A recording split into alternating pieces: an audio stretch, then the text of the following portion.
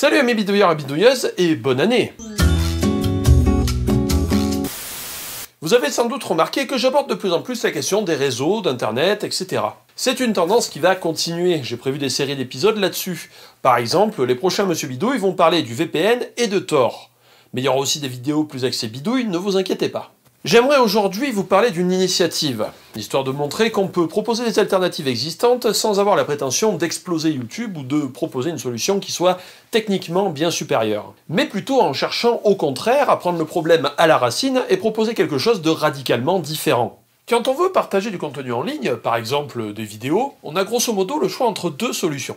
La première, c'est de créer son propre site web et publier les vidéos dessus. Cette solution nous permet d'avoir plus de liberté, nous sommes responsables du site, nous décidons ce qui est diffusé, du design, etc.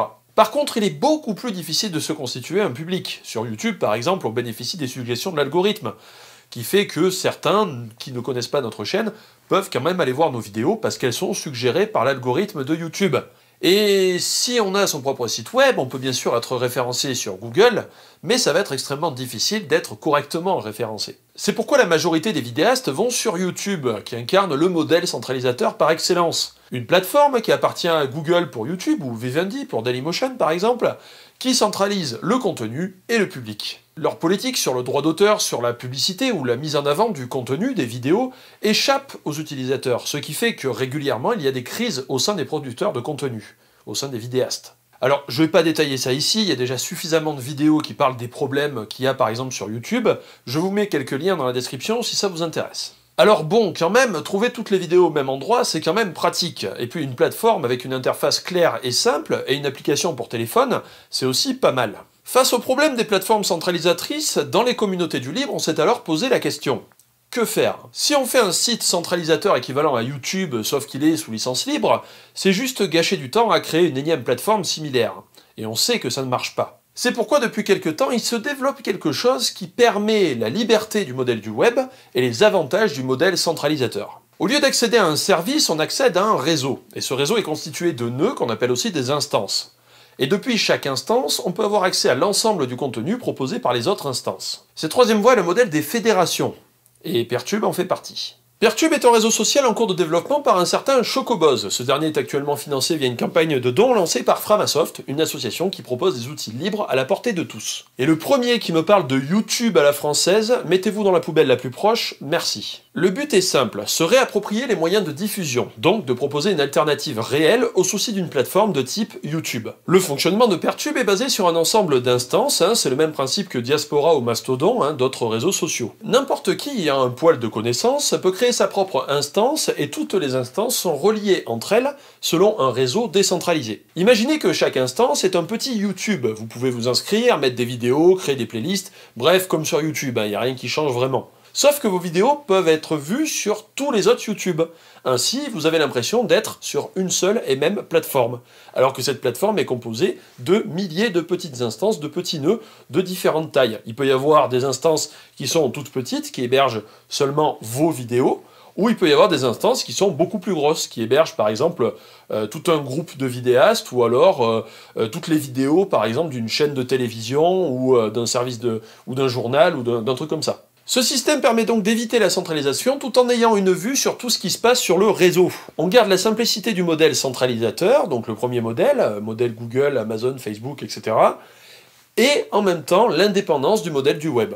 Cela permet aussi de répartir la charge. Quand une vidéo est beaucoup vue, elle va être aussi partagée entre les personnes qui la regardent via le protocole WebTorrent. Alors concrètement, si vous voulez voir à quoi ressemble Pertube, j'ai mis un lien dans la description. Alors dans la pratique, l'aspect ne change pas vraiment de YouTube. On a des chaînes, des commentaires, etc. C'est très facile d'utilisation, comme les YouTube, c'est pensé pour être accessible à tous. C'est pas un truc de geek. Pour l'instant, ce qu'on voit, c'est la version en cours de développement, c'est la version alpha. La version bêta sortira, si tout va bien, en mars. Donc c'est normal s'il manque des trucs, si ça paraît pas tout à fait fini. Alors là, ce qu'on vient de voir, c'est du point de vue technique. Mais ça change quoi vraiment dans les faits, Pertube, par rapport à un modèle comme YouTube, par exemple? Eh bien, chaque instance est responsable de son propre contenu. C'est ça qui est radicalement différent de YouTube. En fait, une instance va rédiger ses propres conditions d'utilisation, ce qui fait qu'une instance peut gérer son contenu comme elle le souhaite. Pareil pour la monétisation, les modèles économiques sont liés aux instances et pas au réseau en entier. Un peu comme le modèle du web, chaque site web gère son modèle économique comme il en a envie. Donc si une instance cherche à financer ses vidéos via une campagne de dons, ou si une autre négocie pour avoir des contrats publicitaires, c'est à elle de voir. Ce qui nous amène à la réflexion suivante. Ce qui est intéressant dans ce projet, c'est que Framasoft et Chocoboz, je ne sais pas si je le prononce correctement, vont nous donner une solution technique. Cette solution ne sera pas parfaite, il n'y aura pas tout ce que propose YouTube au début, par exemple il n'y aura pas de live, mais il y aura une base, et cette base est à mon avis bien partie, et même très bien partie. À partir de la base que nous aurons en mars, on va pouvoir appliquer la règle qui a fait Internet, qui a fait l'ordinateur ou le téléphone devant vous. On va commencer par la base, puis on va améliorer le truc au fur et à mesure. Et ça risque d'être une aventure intéressante. Comment peut-on créer des instances qui arrivent à monétiser leurs propres vidéos? Peut-on créer des lives ou améliorer le système de commentaires? Et comment on va réussir à gérer le droit d'auteur? Tout ça, ce sont des tonnes de questions nouvelles qu'on ne se pose pas sur YouTube. Car le pouvoir de YouTube et du modèle centralisateur en général réside dans le fait que justement, on ne peut pas prendre part à ces questions. Et oui, il va falloir bosser, il va falloir améliorer le truc, il va falloir trouver des nouvelles solutions, etc. On ne peut pas se plaindre de subir l'arbitraire des règles de YouTube, puis se plaindre ensuite qu'il faut bosser quand on nous donne la main sur ces fameuses règles. C'est pourquoi j'ai nommé cette vidéo « Pertube, préparer l'alternative à YouTube ». YouTube ne va pas mourir en mars, il n'y aura pas de révolution, Pertube ne va pas tout remplacer, tout le monde ne va pas passer sur Pertube. Cette préparation est à mon sens importante, car rien que le fait de faire exister une alternative, c'est préparer aussi le futur d'Internet. C'est montrer qu'on est capable d'imaginer et de mettre en œuvre une véritable alternative. Seul le temps et l'engagement de la communauté et les nouvelles formes d'usage liées à ce nouveau réseau permettra de tirer des leçons.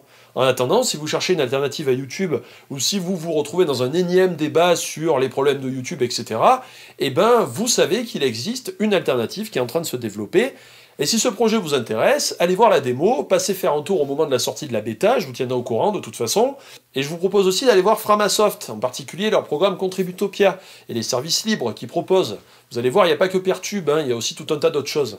Je vous invite aussi à poser des questions sur Pertube dans les commentaires, faire des remarques et aussi expliquer votre vision des choses sur YouTube, comment vous voyez le futur de ce genre de plateforme, ce que vous attendriez d'une plateforme de vidéo alternative.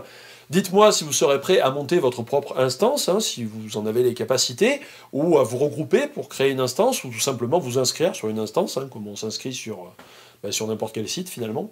Si je vois qu'il y a des commentaires intéressants, ou assez de questions, peut-être que je ferai une vidéo avec Pouillou, qui travaille chez Framasoft, pour répondre à tout ça, et aussi expliquer plus en détail le projet. Si ça vous intéresse, bien sûr. J'en profite d'ailleurs pour remercier Pouillou, qui a répondu à toutes mes questions pour préparer cette vidéo, et à Framasoft, qui est une association comme on aimerait en voir plus. Cette vidéo est bien sûr pas sponsorisée, on parle de logiciels libres. Sur ce, bonne année à vous, plein de bonnes choses, bidouillez des trucs, et n'oubliez pas de regarder ce qui se fait ailleurs. C'est là qu'on trouve de l'espoir et de l'inspiration.